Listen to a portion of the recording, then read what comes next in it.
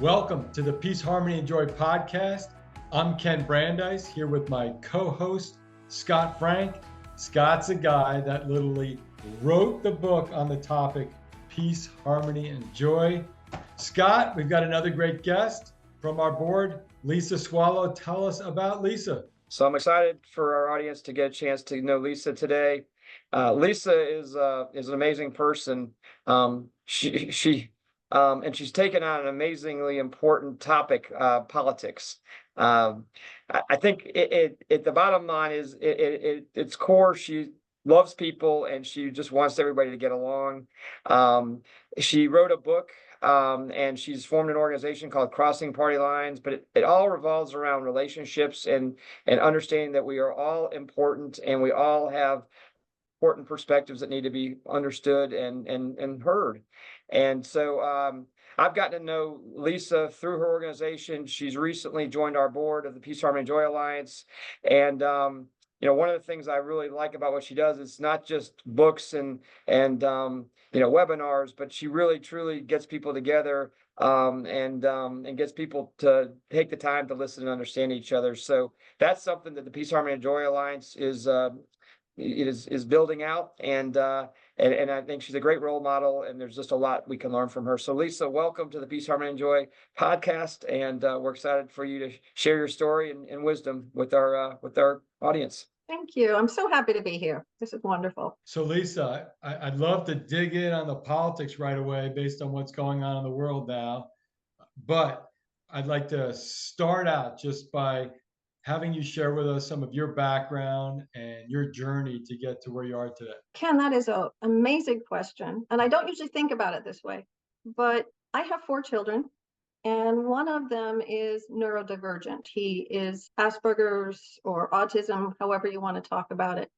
And in raising him, I had an opportunity to figure out, how do I meet his special needs? How do I connect with someone who thinks as differently as I do, who processes the world so differently? So as a parent, throughout that journey, I did things like homeschooling. I studied neurolinguistic programming to learn how to really connect with him. I studied brain gym, and I got certified in nonviolent communication. And so I brought this multidimensional approach to, how do I parent this child? How do I meet his needs? And that created an amazing background for me that I brought into my career, which was as a technical communicator. And I worked in high tech. And one of the things that I really appreciated was when we would get together as cross-functional teams, where everyone at the table brought a whole different perspective. So marketing is going to look at what's selling, who is our audience, whereas engineering is going to talk about what can we get done in time. QA is going to say, is it really ready to release? So we had all these people, each saying yes, no, some maybe arguing, sharing their views, and together we came to the best product we could bring to market. So after I retired with the goal of becoming a fiction writer and write, the great American fantasy novel, it was a few years into that I'd had a conversation with my cousin, who we pretty much grew up together. I love him dearly. Don't see much of him because he moved to Tennessee and I'm in Portland, Oregon. But we got together in 2008 and then again in 2016. Both times I discovered that his views canceled my views out. So when he voted, I knew that, well, my vote doesn't count, but at least we both voted. And we would talk politics, but we would talk politics the normal way. So I'd say something and he says, "You're crazy, you've got to be kidding." And then he'd say something and I'd say, "You believe that?" And we'd go back and forth, and it was fun for us, because where do you have a safe place to tell the other person that they're crazy, or to get that frustration out to the other side so they get to hear that you're frustrated. But in 2016, we had a longer visit. I was able to be with him for about 3 days in a row. And by the end of day 2, I was tired of that.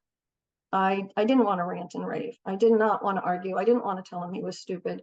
And yet he was still saying these things that I went, "Oh my goodness, you really believe that?" So we were actually in New Orleans. We'd gone there for my aunt's memorial, and we were standing at the edge of a bayou that had been greatly impacted by Hurricane Katrina, and it had a sign about that and also about the other environmental changes. And I thought about how Dennis had just installed 2 acres of solar panels on his farm. He drives an electric car. He really cares about the environment. And I turned to him and I said, so I don't understand this. You don't believe in climate change, and yet you care so much for the environment. Help me understand what's going on here. And he started talking about it, and I started understanding why his views really made sense to him. And it had to do with classes he'd taken in college. It had to do with how he felt the government was managing all the funds they were collecting from fines and other things. And I kind of went, wow, I'm talking to him differently. What is the difference here? So when I was leaving New Orleans, he was flying back to Tennessee. I texted him and I said, Dennis, do you want to do some science experiments to figure out why our views are so different and how we could talk to one another? And he said, yeah. He said, I'll do it. So we spent about 9 months digging into all sorts of angles. The first one was media. We were convinced. He watched Fox. I watched MSNBC. When I watched TV, which is almost never. And we said, okay, let's switch media. Maybe if you watch what I watch, we'll come together with the same information, and then our views will be the same. That's not the way it worked. In fact, as we watched each other's media, we started thinking the other side was crazier and crazier and crazier.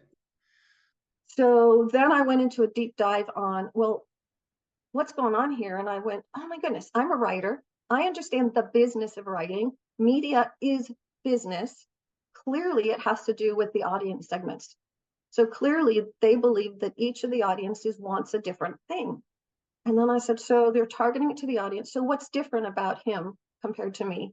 And I generalized and said, well, what's different about Democrats to conservatives or to Republicans? And I looked up every study I could find that had any information about it. And I learned that, yep, we're wired differently. We have different concerns. We have different moral foundations. That didn't help me talk to him any better. It didn't help me understand him any better other than say, oh, he's different. So then I shifted gears and said, what did we do right out on the bayou? What changed the dynamics of our conversation? And it was me being curious. It was me deciding to understand him instead of argue with him. And so then he helped me by being my guinea pig as I experimented with a lot of different communication styles and techniques. And by September of 2016, I thought I'd cracked the code, and I started a meetup group for anyone who wanted to practice talking across differences. And that has turned into Crossing Party Lines. Wow, what a fascinating story. Really interesting. And is it your cousin that lives in Tennessee? It is, yeah. So is he still involved in this organization? No, he is not involved in the organization. He's a supporter of it. He came to visit Portland and attended some of our meetings and was really impressed. So he's a fan and a supporter, but he's not doing any of the work. Really a fascinating story, just how because today it just seems the sides are so divergent, and it's hard to it's just the empathy of getting your head into the other side, and vice versa just happens so infrequently now. I think a couple of the things that I had that helped me make these leaps. One is I have a son who views the world, sees the world differently, interacts with the world differently. And I knew I could connect with him. We could find ways to respect each other's viewpoints, even when they're different, really get along and communicate despite differences. I also have the background of working on a lot of cross-functional teams in the corporate world and seeing how valuable it is to hear someone else's viewpoint. And they're solving different problems when they come to that table. And yet all of the problems around a product release are equally important and have to be addressed. And so I had this background where the idea of diversity of perspective being a gift, a strength, was kind of built into me. So I think I came to the table a little more respectful of people having differences. And the research I did into how different we humans can be from one another made me stop assuming that I knew why the other person had the views they did. Because I think most of us, when we interact with someone who says something we don't agree with, we just immediately go to, oh, they're stupid. Oh, they're ignorant. They're ill-informed. They're misguided. Right. And instead I can go, I wonder what they know that I don't. I wonder what problem they're solving here that I didn't think was even a problem. So I have that built into me from my background.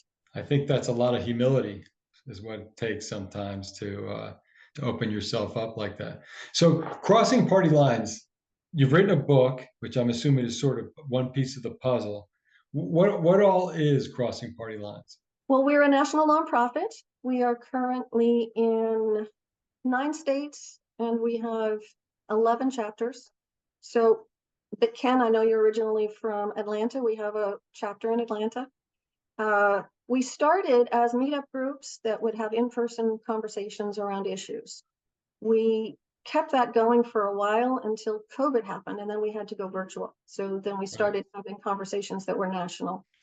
We also, over time, realized that talking across differences is not just about whether or not you respect the other person, whether you can put your ego aside to listen to what they have to say.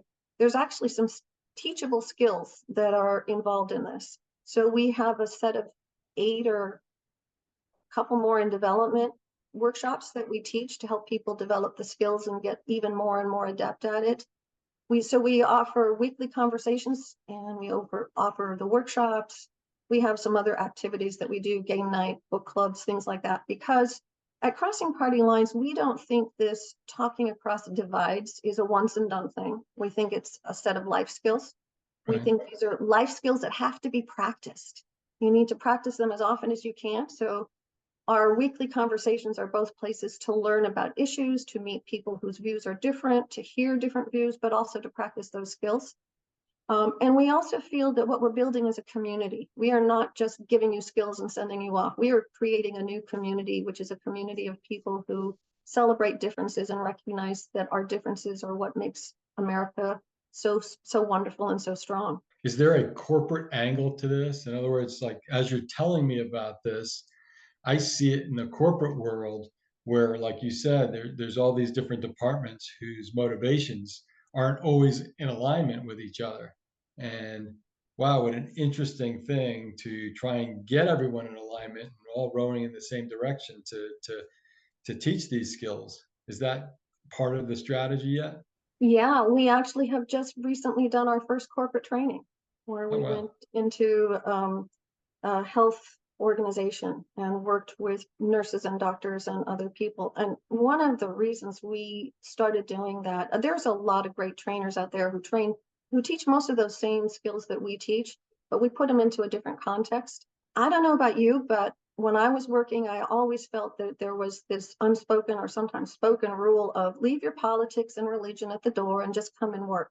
Right. And that doesn't work anymore because the ambient tension and anxiety and frustration and anger that's in the world right now is coming into the workplace. It is interfering with almost every relationship. It's interfering with meetings going smoothly, with work getting done, with innovation happening at the speed that we're used to it.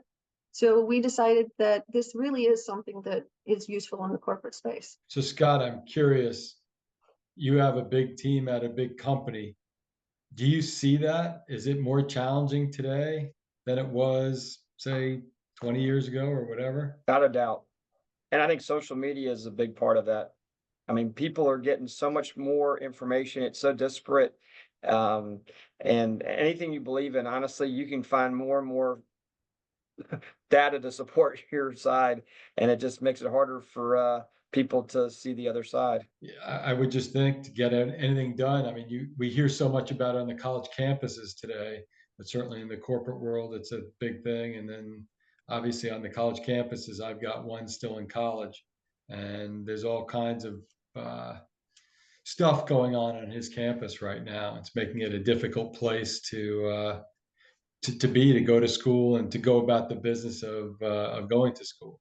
So definitely things have certainly shaken up, and I think your organization, it's the right thing at the right time. How long have you had it for? Well, we started our first meetings in September of 2016.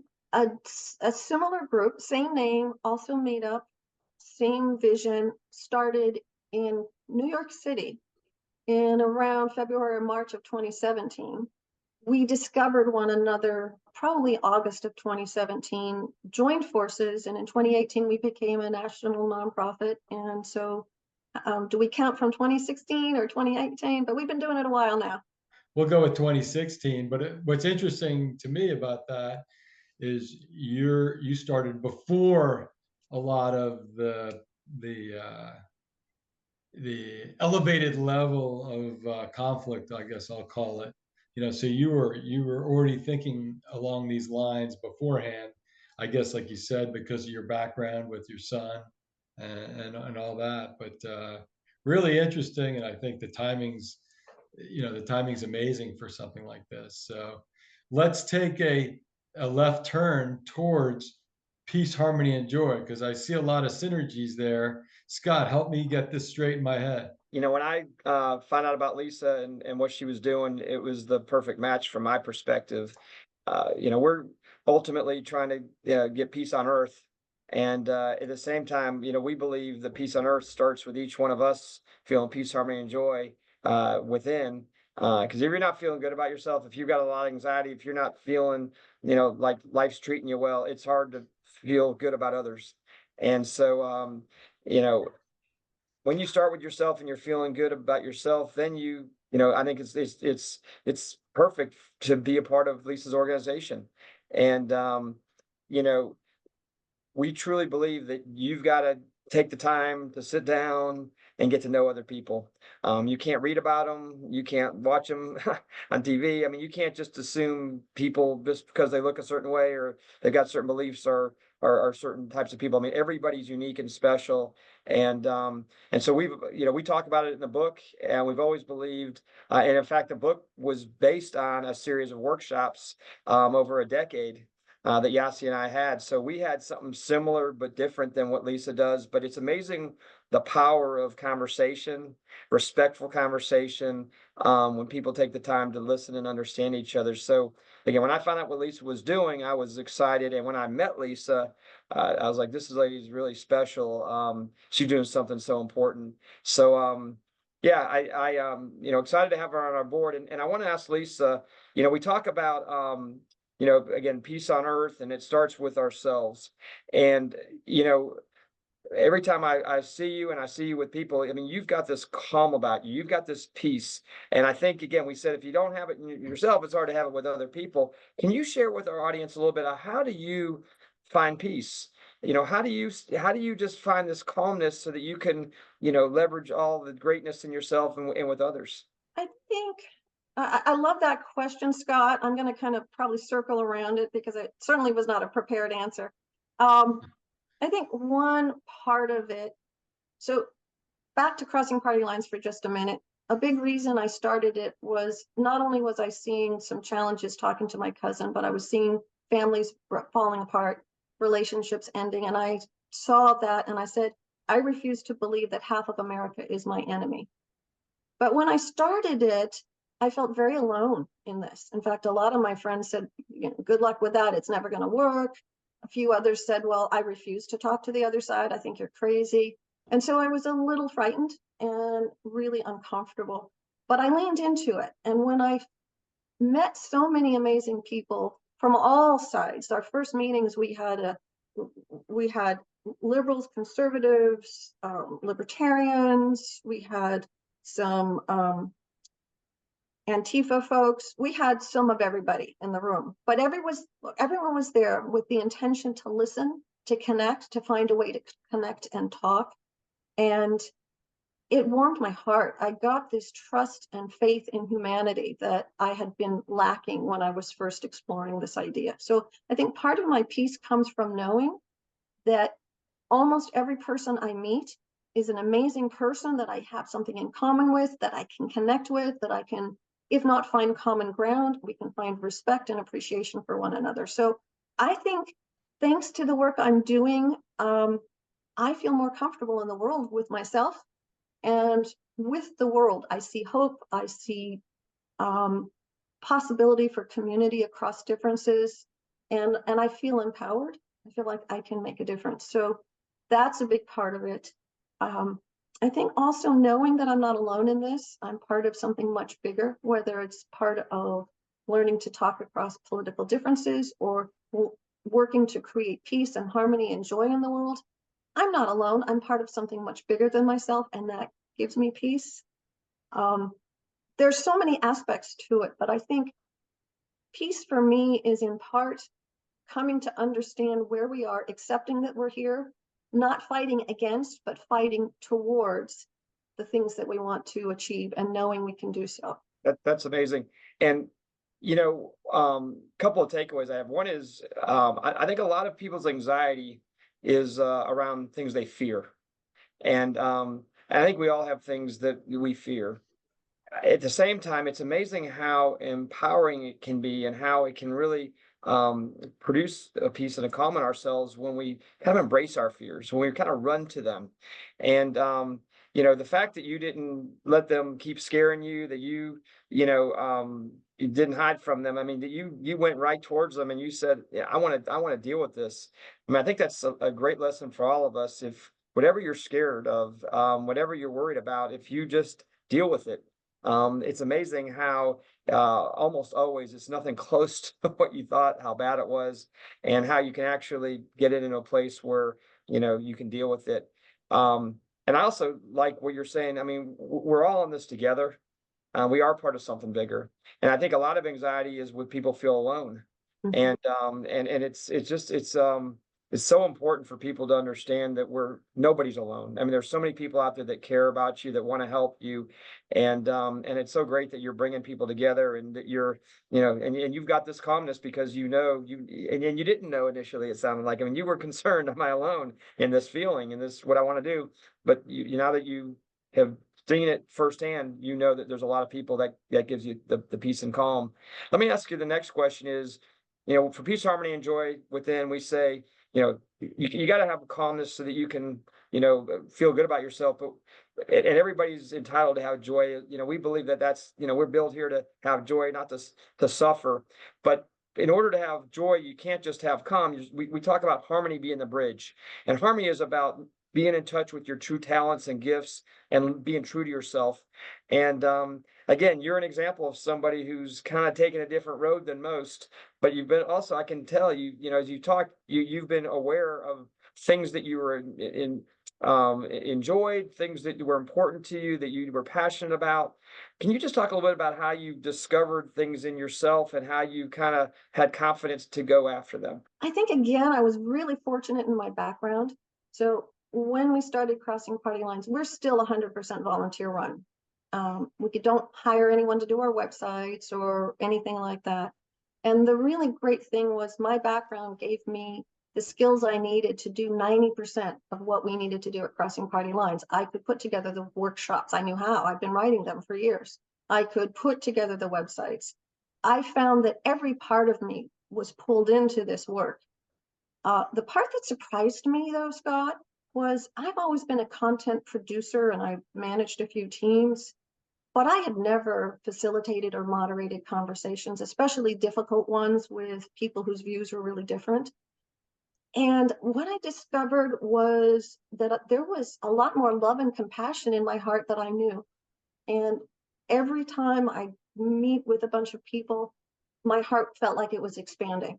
Every time I came to understand someone who was very different than me, but we had a connection, I felt like I was becoming more me.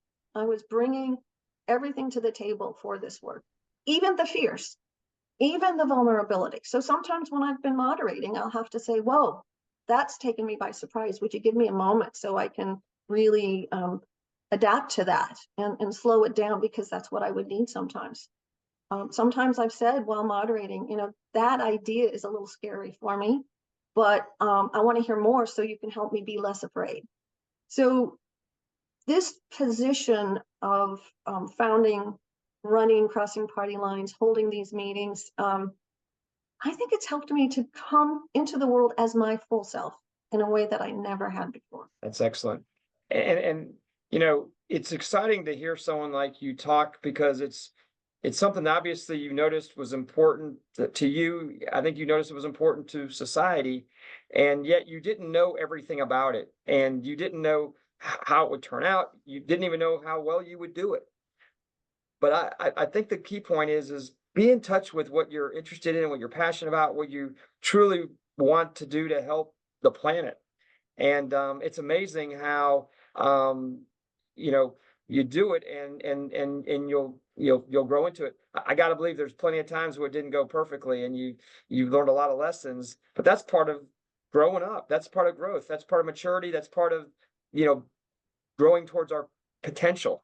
And but I think that the thing that all of us we just got to figure out, like, why are we here? What do we want to do? What are we passionate about? What do we love to about this whole time that we're on this planet, and then going after it. And I think so many people are scared, and they if they don't know how to do it, if they don't know exactly how it's going to work, if they don't know all the answers, they don't go for it, and they don't follow their heart. And I just it's very inspiring to hear your story, and it's just I think it's very energizing for people to know that it's possible to things that I'm sure a lot of people are thinking about that they might want to do. You're living proof that it can be done. Can I talk for a minute about the mistakes, the things that don't go right? Yes, that would be wonderful. So, first of all, as a writer, I'm always a fan of the really bad rough draft, and I'm always refining, and everything can always be better. But with crossing party lines, yeah, I had to make a lot of mistakes in order to learn the right way to go, and I had to learn to apologize, and I had to learn, fix things.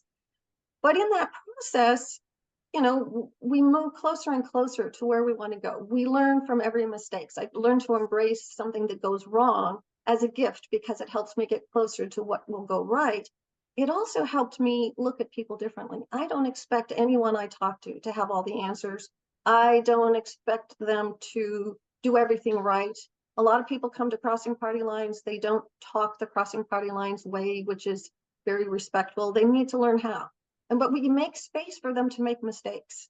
We make space for them to say things that might be upsetting to other people. And we make that space possible by having trained moderators who will hear someone say something and say, excuse me, it sounds to me like what you mean is, and then they reframe it in this way that everyone learns from. And so creating a space where it's okay to make mistakes, that helps everyone grow. And I'm not sure I could have done that until I learned that it was okay for me to make mistakes. That's a powerful thing for anybody that wants to grow. I mean, in fact, I think if people think about their muscles, you have to break down your muscles to grow them. It was, anything you want to get better at. If you want to be a great tennis player, great golfer, great anything, you're going to make a ton of mistakes, and then you're going to figure it out.